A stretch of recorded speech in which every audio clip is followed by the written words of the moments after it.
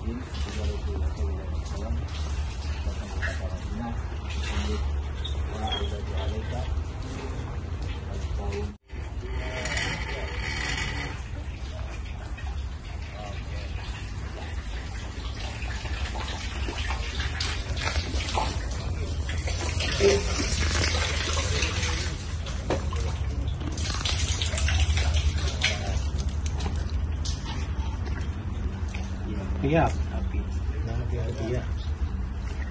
شیخ پانی پینا مناسب نہیں سمجھتا ہوں. لوگوں کے پیر وغیرہ سب دھول گندگی یہاں ہی دھو رہے ہیں, وضی سب یہی کر رہے ہیں. کوئی بات نہیں, کنویں کا پانی ہے,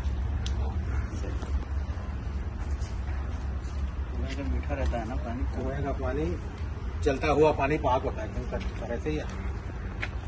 السلام علیکم ورحمۃ اللہ. یہ کھجوروں کا باغ آپ دیکھ رہے ہیں, بہت بہترین اور راحت بخش یہ منظر ہے.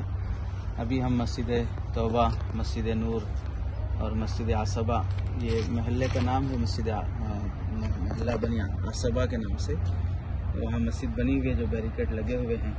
وہاں بھی ہے بنی حجیم کے نام سے, بیر حجیم بورڈ بھی لگا ہوا ہے. اس کا تاریخی لحاظ سے 2-3 واقعات اس مسجد سے اور اس جگہ سے جڑے ہوئے ہیں. ویسے تاریخ میں کافی کنویں اس باغیچے میں پائے جاتے ہیں. مسجد سے متصل جو کنواں ہے اسے بیر حجیم کہا جاتا ہے. پہلا واقعہ تو اس مسجد سے یہ جڑا ہوا ہے کہ اللہ کے نبی علیہ السلام یہاں پر 2 رکعت نماز ادا کی تھی, یعنی نماز پڑھی تھی. بعد میں حضرت عمر بن عبدالعزیز رحمۃ اللہ علیہ وغیرہ کے زمانے میں یہاں مسجد تعمیر کی گئی.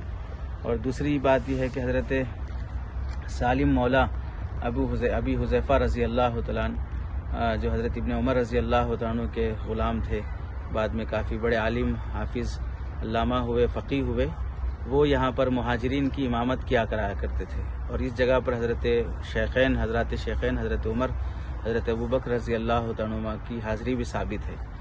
اور تیسری بہت اہم چیز اس جگہ سے ثابت ہے کہ حدیث میں آتا ہے ایک رات حضرت اسید بن حضیر اور حضرت عباد رضی اللہ تعالیٰ اللہ کے نبی علیہ السلام کے ساتھ کافی دیر گفتگو فرما رہے تھے. رات اندھیری تھی تو آپ علیہ السلام نے جب گفتگو ہونے کے بعد انہیں جب رخصت کیا تو اندھیرے میں جانا مشکل تھا, تو آپ علیہ السلام نے ان کو ایک چھڑی دی کہ آپ یہ لے کے چلیں. تو اس چھڑی سے روشنی آنا شروع ہوئی.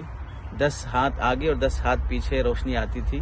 اور ایسا راستہ آیا جہاں دونوں صحابہ کو الگ ہونا تھا, تو پھر دونوں صحابہ کی چھڑی سے دوسری چھڑی کو ضم کیا گیا, تو اس چھڑی میں بھی روشنی آنے لگی. اور ایک روایت میں ہے کہ حضرت ابوبکر اور حضرت عمر رضی اللہ عنہ جب یہاں سے جانے لگے رات دیر تک گفتگو کر کے, تو اللہ کے نبی علیہ السلام نے انہیں لکڑی عطا فرمائی جس سے روشنی آ رہی تھی.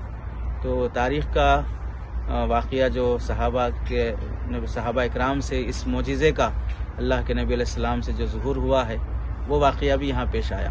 تو اللہ کے نبی علیہ السلام کی نماز پڑھنا, حضرت سالم مولا ابی حذیفہ کی امامت کرنا, اور حضرت عمر بن عبدالعزیز رحمۃ اللہ علیہ کا اسے مسجد کی شکل بنانا, اور پھر حضرت اسید بن حضیر اور حضرت عباد رضی اللہ عنہ کے ساتھ نبی کریم صلی اللہ علیہ وسلم کا اندھیری رات میں لکڑی سے روشنی کا ظاہر ہونا, یہ تمام معجزات اس جگہ سے جڑے ہوئے ہیں.